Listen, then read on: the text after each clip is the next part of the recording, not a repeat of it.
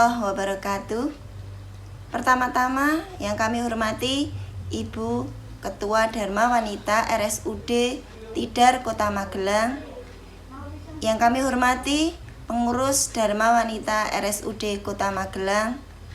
Dan yang ketiga, ibu-ibu anggota Dharma Wanita RSUD Kota Magelang yang berbahagia. Puji syukur kita panjatkan kepada Allah Subhanahu wa taala, di mana kesempatan hari ini Allah masih memberikan pada kita semuanya nikmat kesehatan, nikmat iman, dan tentunya kita berharap keberkahan senantiasa berada kepada kita dan seluruh keluarga kita. Kesempatan kali ini kami diminta oleh Ibu Ketua Dharma Wanita untuk menyampaikan sedikit materi tentang Idul Fitri. Walaupun mungkin Idul Fitri atau mungkin Syawal sudah berakhir, tetapi tidak akan mengurangi kita untuk bersama-sama mendapatkan spirit dan motivasi memaknai Idul Fitri kita tahun ini. Idul Fitri berasal dari kata Aidul dan Fitri. Aidul atau Id artinya adalah kembali. Sedangkan Fitri artinya adalah fitri, bersih, suci, atau dapat diartikan juga dari asal kata iftar, berbuka. Jadi saat fitri adalah saat kita diminta untuk berbuka atau makan. Bahkan ketika hari raya Idul Fitri diharamkan bagi kita untuk berpuasa. Maka Idul Fitri harus kita rayakan dengan penuh kegembiraan, penuh kemenangan. Nah, ibu-ibu yang kami hormati, karena Idul Fitri adalah hari yang berbuka, maka Rasulullah SAW senantiasa mengajarkan kepada umatnya agar mengikuti sunnah beliau. Salah satunya adalah sebagaimana diriwayatkan oleh hadis yang dirawikan oleh Malik bin Anas, bahwa Rasulullah SAW ketika akan berangkat sholat Idul Fitri, beliau senantiasa berbuka terlebih dahulu, berarti makan terlebih dahulu. Disunahkan dengan makan kurma dengan bilangan yang ganjil. Tentunya kita sesuaikan dengan kondisi kita atau lingkungan kita masing-masing. Intinya disunahkan adalah berbuka.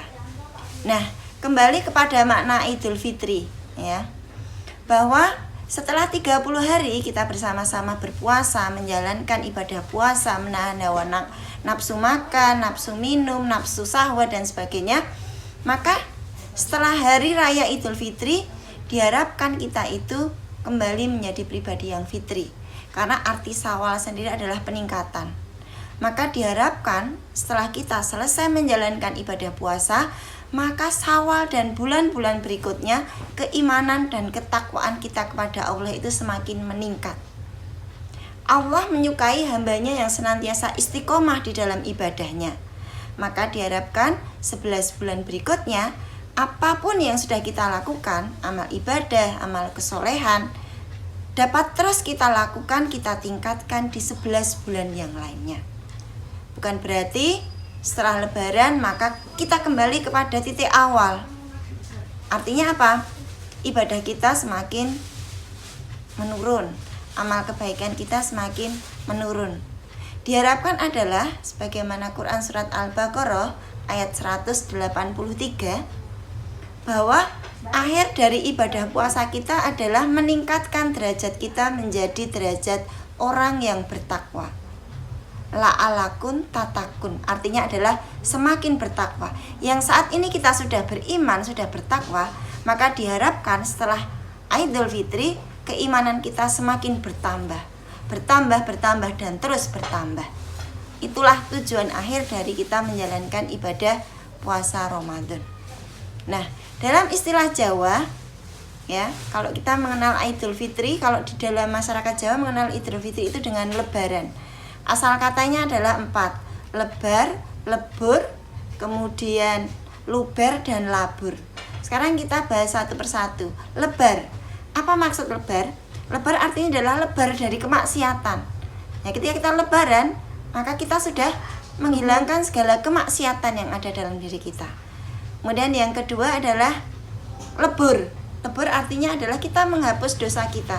Jadi setelah kita berpuasa, maka kita diterima pahala puasa kita, mampu menahan segala kemaksiatan yang kita lakukan, maka dosa kita akan terhapus. Kemudian luber, apa itu luber? Luber itu berlimpah. Maka ketika kita menjalankan ibadah puasa selama 30 hari di bulan Ramadan, maka insya Allah Allah akan melimpahkan pahala, melimpahkan kenikmatan yang sangat banyak. Maluber itu artinya adalah pahala yang sangat banyak yang akan kita terima. Kemudian yang keempat adalah labur. Labur artinya terhapus. Maka ketika kita berpuasa selama 30 hari, maka insya Allah dosa-dosa kita akan dihapuskan oleh Allah Subhanahu wa ta'ala. Kemudian yang ketiga yang perlu kita maknai dari konteks Idul Fitri adalah makna silaturahmi, yang tentunya kita harapkan dengan Idul Fitri kita bisa bersilaturahmi, baik itu dengan keluarga kita, dengan tetangga kita, dengan masyarakat di sekitar kita. Karena tujuan silaturahmi adalah saling memaafkan dan juga menjalin ukhuwah di antara manusia. Jadi Idul Fitri itu mengandung makna habu minallah, hubungan kita kepada Allah, dalam arti kita semakin bertakwa, dan habu minanas, hubungan kita kepada manusia, maka hubungan kita dengan manusia semakin baik, kesolehan sosial kita semakin baik. Salah satunya dengan memaafkan, dan yang kedua adalah menimbulkan kepekaan sosial kepada masyarakat. Maka timbulnya sifat berbagi, sikap memberi kepada sesama manusia. Oleh karena itu, tidak hanya untuk ibu-ibu tapi juga pada kami, marilah bersama-sama kita maknai Hari Raya Idul Fitri ini menjadi pribadi-pribadi yang suci kembali, laksana seperti bayi yang baru dilahirkan.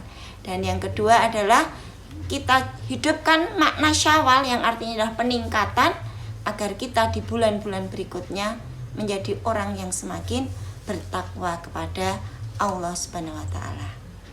Demikian sedikit materi tentang makna Idul Fitri. Semoga kita istiqomah dan kita bisa mengharapkan hanya Allah lah yang akan memberikan balasan pahala kepada kita semua.